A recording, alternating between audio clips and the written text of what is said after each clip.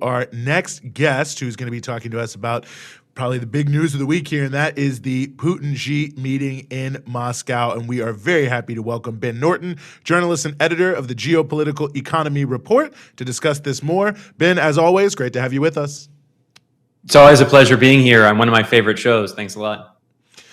Well, to just jump right into it, obviously these are two of the most significant world leaders coming together. I think a lot of people are saying that this meeting in and of itself is something of an inflection point in terms of the move from a unipolar to a multipolar world. And I wonder how you evaluate that statement.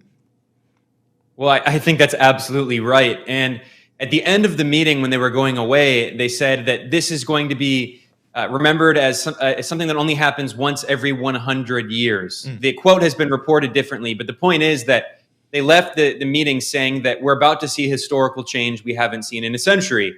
And I would say maybe not a century, I would think the change would go back to the 1940s.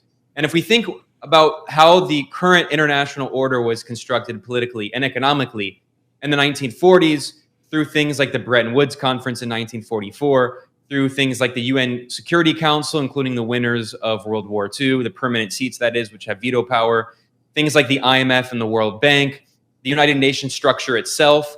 All of these really are rooted in the end of World War II. And then you have the Marshall Plan. The point is that if people lived in 1943, 44, 45, they might not have realized that the entire world structure was being fundamentally changed. And I think that's essentially what we're seeing.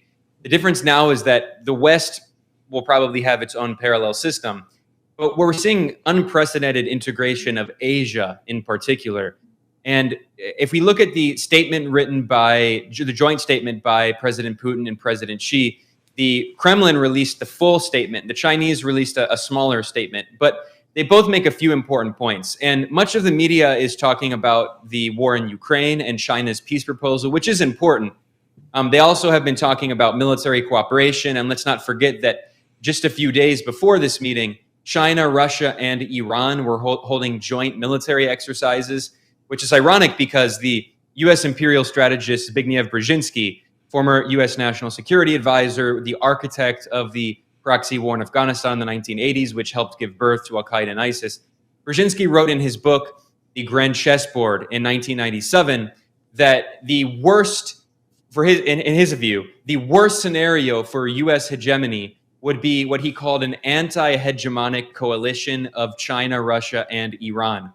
Well, here we are. China, Russia, and Iran are doing joint military exercises. So these are all important parts of the meeting. But I want to highlight one particular part that isn't getting a lot of coverage in the West, but I think is actually probably the most important part of all. And that is the economic cooperation between China and Russia. Since the Western imposition of sanctions on Russia, the new round of sanctions in 2022 over the war in Ukraine, we've seen incredible economic integration of China and Russia. The collaboration and exports and imports mutually, their trade has increased by 200% in the past year. And also that trade is now largely done in other currencies, namely Chinese yuan and the Russian ruble, not the US dollar. And as of the beginning of 2022, over half of Russia's exports were invoiced in US dollars. Now the figure is less than 35%. It's about 1/3 of Russia's exports are invoiced in dollars. And after this meeting, President Putin told the media that he invites countries in Latin America, Asia, and Africa to do trade in the Chinese yuan. So it's very clear that one of the important points of discussion in this meeting was the internationalization of the yuan and the attempt to challenge the hegemony of the US dollar in international trade and its use in the foreign exchange reserves of central banks around the world. And Ben, I think this is very much connected to some of the positioning we've seen China in recent months, is the economic aspect of this. It demonstrates China's growing power. You even have Saudi Arabia. I mean, they're not agreeing to necessarily yet, but agreeing to at some point in the near future, perhaps sell its oil to China in Chinese currency, which is a huge deal. You have, as we were talking before we brought you in, you have this negotiation, this deal between Saudi Arabia and Iran, this sort of rapprochement that, of course, it's been in the works for a while. There's been meetings taking place in Iraq and some in Oman over the last year or two. But of course, China sealed that deal. And that took everyone in Washington by surprise. And then you saw people really struggling, all these analysts really struggling to act like they're not upset about it, but they were really upset about it because it was something really, really big that happened in the Middle East that really creates a huge obstacle for Washington's plans in that region. And then, of course, you had China release this outline for peace between Ukraine and Russia. And I don't know if that's ever going to happen anytime soon, but it was a pretty serious proposal. And of course, the only reason that the U.S. got so nervous about that, at least I think, is because I think China is the biggest, is one of the biggest, if not the biggest, trading partner of Ukraine. So once again, it goes back to China's economic prowess. But now that we see this kind of more assertive China on the international stage in terms of wanting to be involved in at least helping negotiate peace and rein in some of the destabilization that the U.S. is largely behind, I mean, what does that say about Washington's position as we see China rise to the occasion? And you hear these kinds of statements from people like John Kirby insisting that a ceasefire in Ukraine is actually against Ukraine's interests. Well, I think a lot of this really goes back to two historical pivots in China, the way China and Russia world. The 2000 and then the war in Libya, in which at that moment, this is before Xi Jinping was president, and this is also when Medvedev was president in Russia, and Russia and China shamefully, they abstained in the UN National Security Council vote, which is what allowed NATO to destroy Libya as a country. And still today, Libya is a failed state. And that was another significant turning point that pushed Russia and China closer together, and also told China that there is a diplomatic vacuum in the world, and there needs to be a country that is willing to challenge U.S. hegemony, but not violently, not militarily, but diplomatically, and play a role of a mediator. And it's taken several years for the response of China in particular. Of course, Russia has been supercharging this, been accelerating this. You can say, actually, it's interesting. Russia has kind of like a maximalist position, and China has always had a much more minimalist, careful, slow position in trying to slowly push these changes. But it's been supercharged, especially in the past year. And China is now fulfilling that role. And of course, the peace breakthrough between Iran and Saudi Arabia is just absolutely astronomical. It's extremely important. I mean, one, as you were saying, Rania, it gives lie to this Orientalist narrative we've heard for so long, that the reason that Iran and Saudi Arabia are implacable allies is because there's this age-old blood hatred between Sunni and Shia, Arab and Persians, Arab and Iranians, and supposedly, it's a cultural conflict, right? It's a clash of civilizations.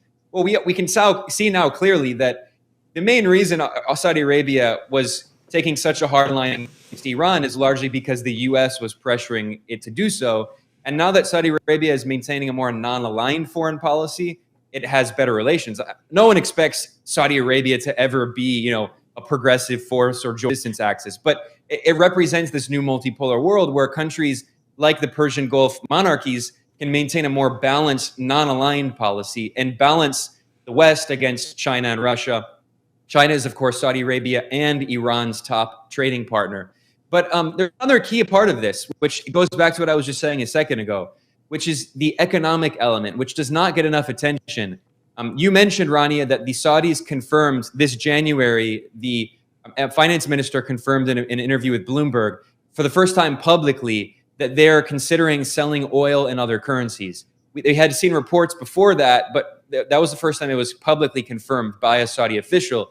And that is absolutely groundbreaking because since 1974, when Richard Nixon's Treasury Secretary took a historic trip to Riyadh and signed an agreement in which the U.S. said that it would protect Saudi Arabia, and in return, this is of course the same time as the year after the OPEC oil lockout, and there was a lot of volatility in the global oil market.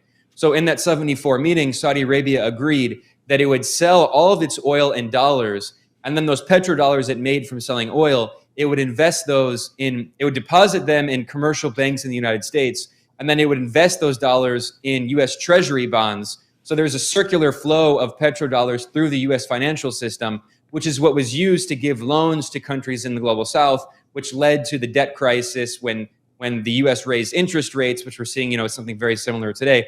Anyway, the point is that moment in 1973 with the OPEC oil lockout and the 74 agreement was a watershed moment that helped create the political and economic order that we're seeing today.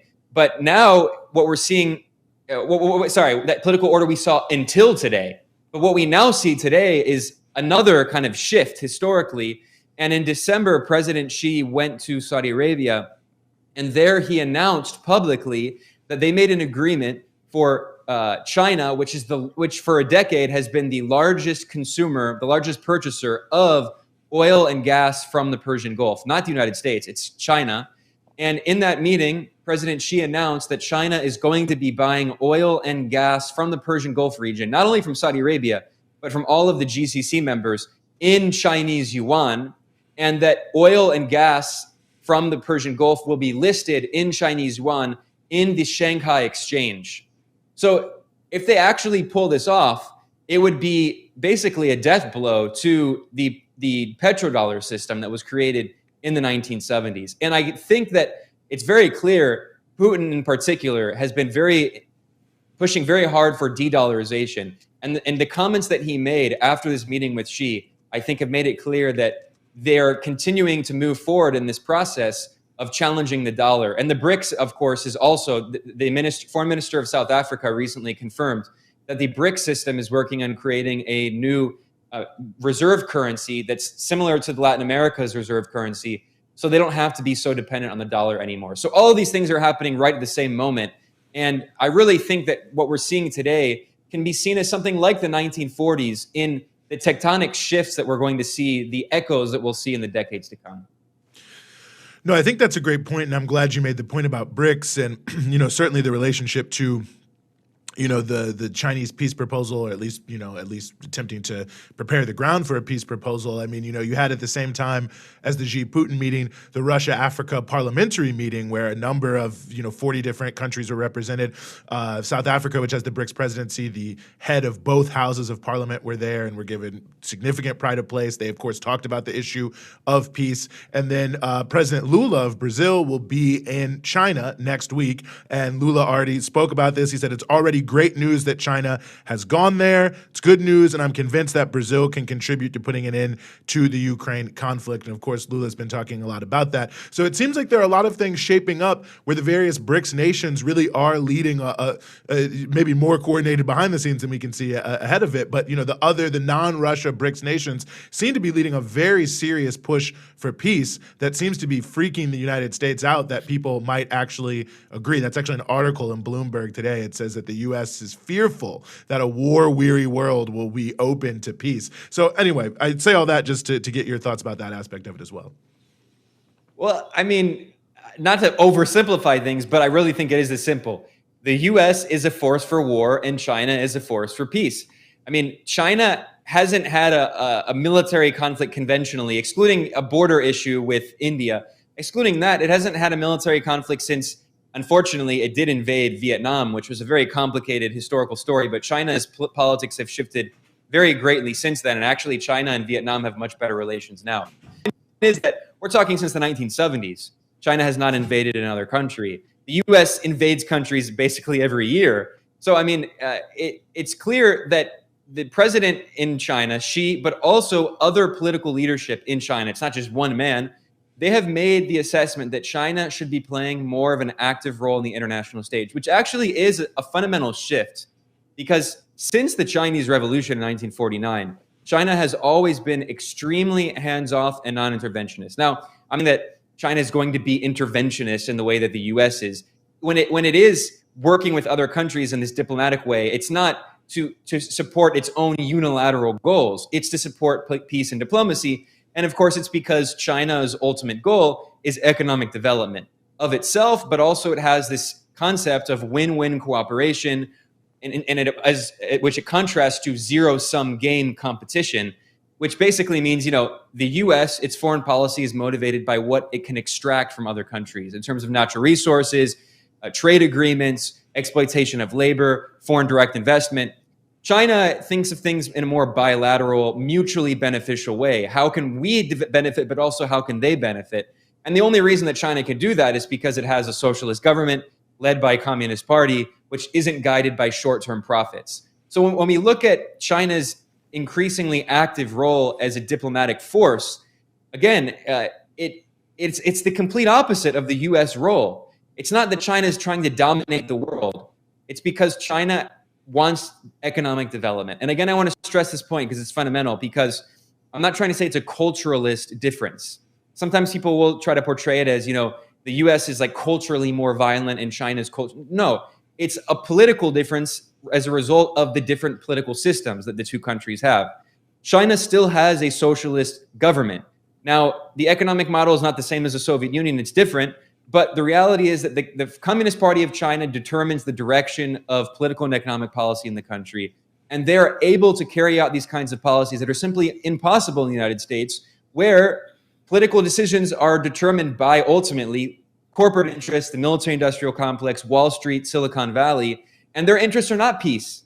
Their interests are more instability, and their interests are subordinating other countries to the foreign policy prerogatives of the United States. Mm-hmm.